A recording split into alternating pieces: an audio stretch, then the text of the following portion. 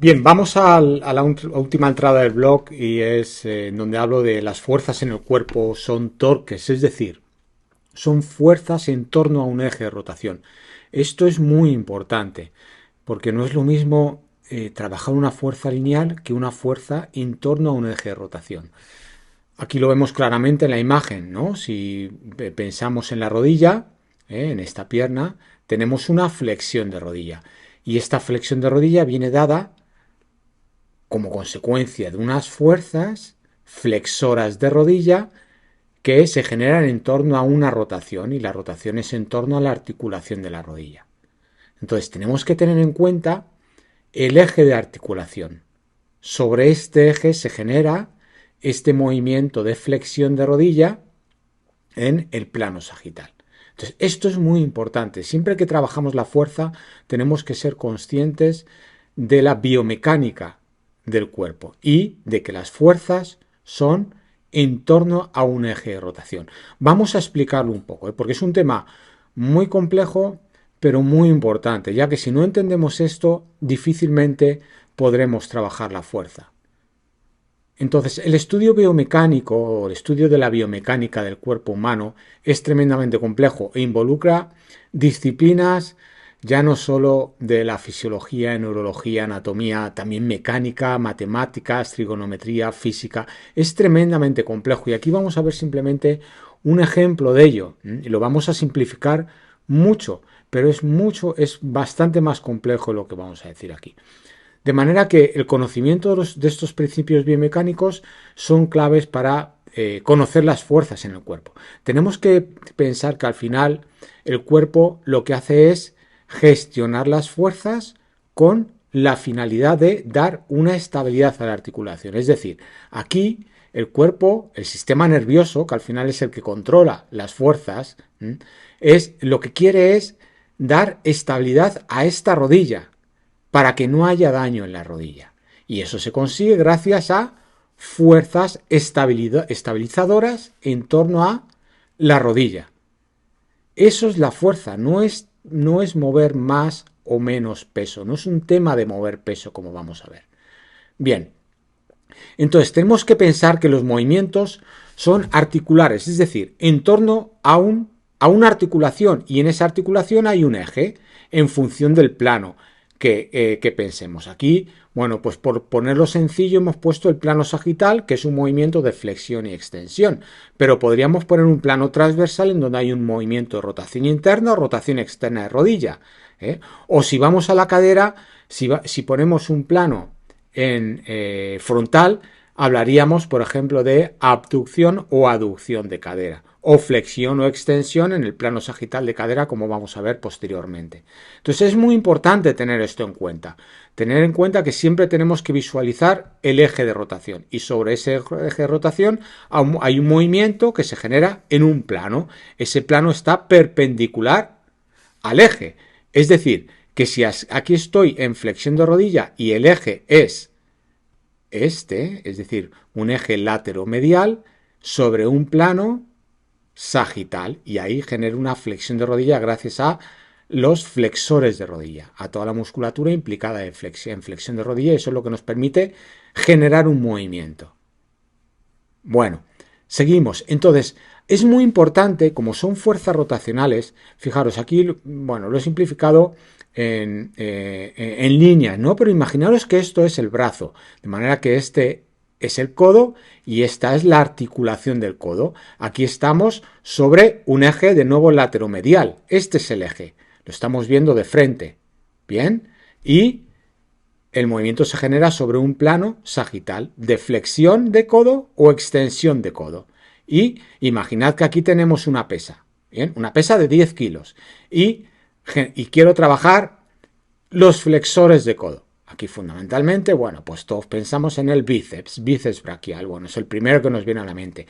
No es el único flexor de codo, pero es el primero que nos viene a la mente, el bíceps. Bien, bueno, si tenemos aquí una pesa de 10 kilos, aquí para que el bíceps haga, para que el codo, la articulación del codo, a través del bíceps haga una flexión de codo, tenemos que superar esta fuerza de 10 kilos. Ahora bien, la fuerza de 10 kilos, aunque sea la misma, no es la misma, entre comillas, a lo largo de todo el movimiento de flexión de codo.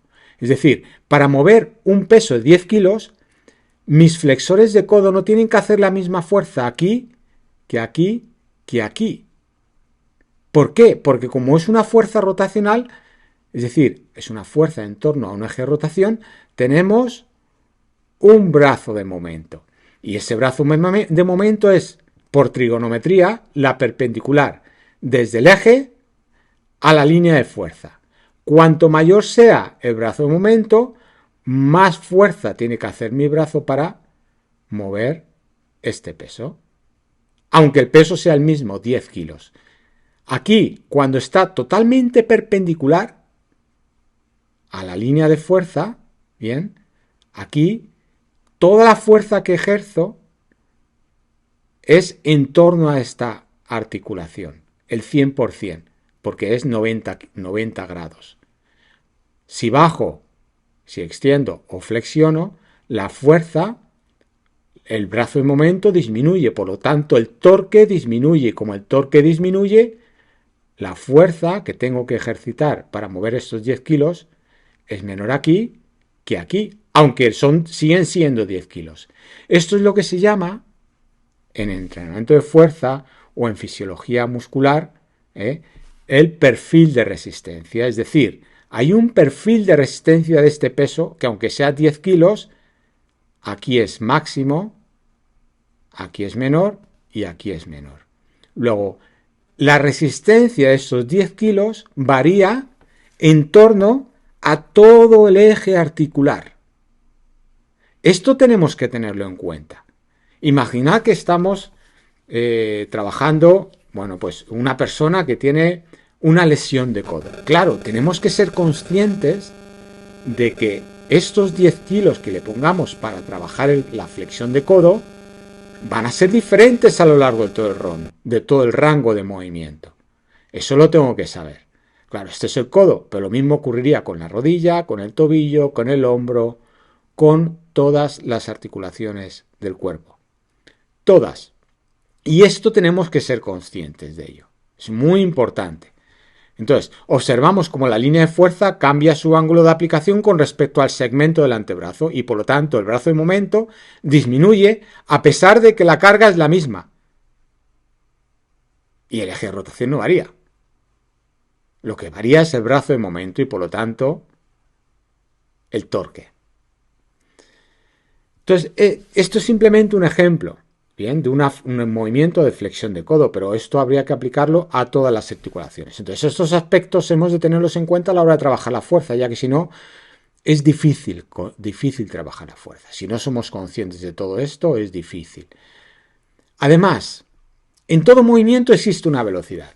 Claro, a todos nos han enseñado, desde que somos pequeños, de que para mejorar la potencia del músculo hemos de trabajar a velocidades máximas. Me da miedo lo de las velocidades máximas. Primero tengo mis dudas en cuanto a... Bueno, no tengo mis dudas, lo tengo muy claro en cuanto a que no necesariamente por trabajar a más velocidad vamos a mejorar ese factor o esa relación fuerza-velocidad, la potencia. Entonces, lo que sí tenemos que tener en cuenta es que si hacemos este movimiento muy rápido, es decir, la velocidad, lo que realmente es relevante no es la velocidad en sí, sino el cambio de velocidad. Y como consecuencia de ese cambio de la velocidad, es decir, de la aceleración, nuestro sistema nervioso va a tener que ajustar por ese cambio de velocidad, por ese cambio, por esa aceleración. Y va a tener que hacer ajustes en la musculatura interna para gestionar esos cambios y no hacerse daño. Me da miedo cuando veo un ejercicio realizado a una velocidad explosiva. No por la velocidad en sí, sino por lo que estoy viendo, por lo que ocurre, por lo que puede ocurrir dentro de la articulación.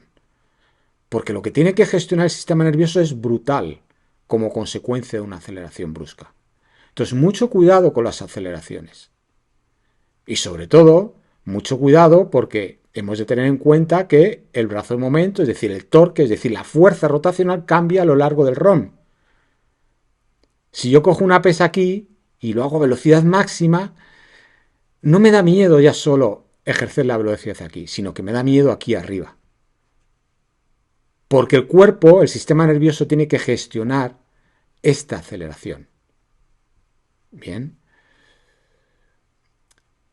Entonces tenemos que tener en cuenta que el sistema neuromuscular humano tiene la capacidad de generar fuerzas internas, con la principal función de gestionar las fuerzas externas. Es decir, una cosa es lo que yo muevo aquí y otra cosa es lo que ocurre dentro. Mi sistema nervioso gestiona esto, controla las, si en el mejor de los casos, en el caso en el que pueda, porque si no puede, es cuando se origina la lesión, pero en el mejor de los casos gestiona estas fuerzas internas para poder equilibrar las externas, es decir, lo que movemos. No tiene nada que ver lo que movemos con lo que ocurre aquí dentro. Mucho cuidado. Y esto lo mismo en un gesto deportivo, en la carrera. Vamos a verlo en la cadera, por ejemplo. En la cadera probablemente es el ejemplo más claro cuando corremos. Hay una flexión de cadera y una extensión de cadera, ¿no? A lo mejor aquí la flexión, bueno, se ha exagerado. Cuando corremos no hay tanta flexión, pero sí hay flexión y extensión. Claro, ahí tenemos que mover, tenemos que pensar en qué articulación. En la cadera, en la articulación de la cadera. Bien, y sobre esa articulación de la cadera tenemos el hueso, que es la pelvis.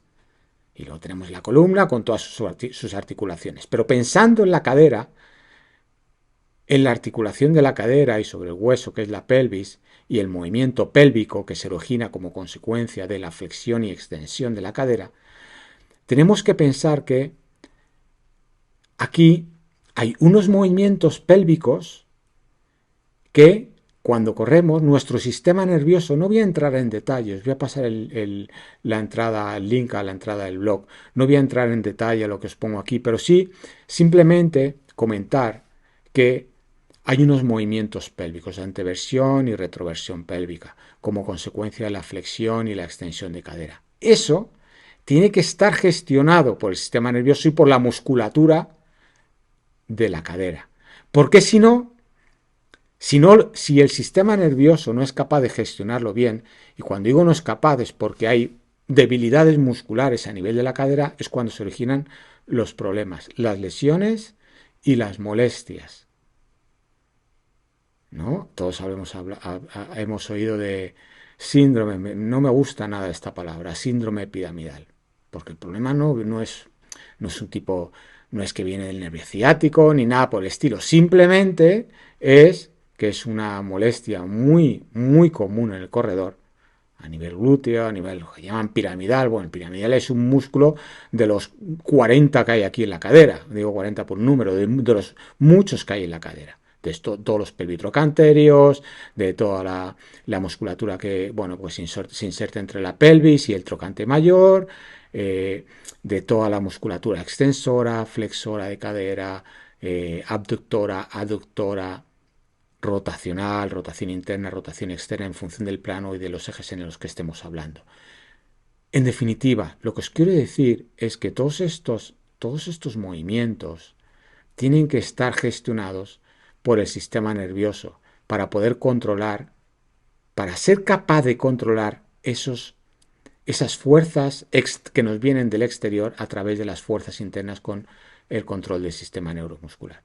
Si no se produce esto es cuando se origina la lesión, las molestias, la sobrecarga, etc. Entonces el trabajo de fuerza radica en potenciar este sistema. Y potenciar este sistema implica conocer la biomecánica de la articulación y conocer cómo trabajarlo y ser consciente de que si hago un trabajo de flexión de cadera, bien, el trabajo de flexión, el rango articular, la fuerza a lo largo de todo el rango, es decir, el torque, la fuerza rotacional, el brazo de momento, va a ser diferente a lo largo del rango. Y si estoy trabajando con una persona que tiene dolor, molestias, es posible que pueda trabajar solo en determinados rangos debido al dolor que tiene. Y hay que ver qué rango. Ya no es tanto el peso, sino es el rango y esa fuerza rotacional. ¿Cómo controlo este movimiento? ¿Cómo controlo ese ejercicio que me permitan fortalecer la cadera? No se trata de ponernos en una máquina y empezar a hacer la abducción o la flexión o la extensión de cadera. Se trata de potenciar el sistema neuromuscular, es decir, el sistema nervioso que controla el sistema muscular para equilibrar fuerzas. Al final es un tema de gestión de fuerzas. Bueno, complejo, ¿verdad? Muy complejo. Pero simplemente aquí el mensaje que os quiero dar es que mucho cuidado con el trabajo de fuerza. Estamos de acuerdo en que el trabajo de fuerza es fundamental, ya no solo para mejorar el rendimiento, sino sobre todo para evitar la lesión o disminuir el riesgo de lesión, pero cualquier trabajo de fuerza no vale.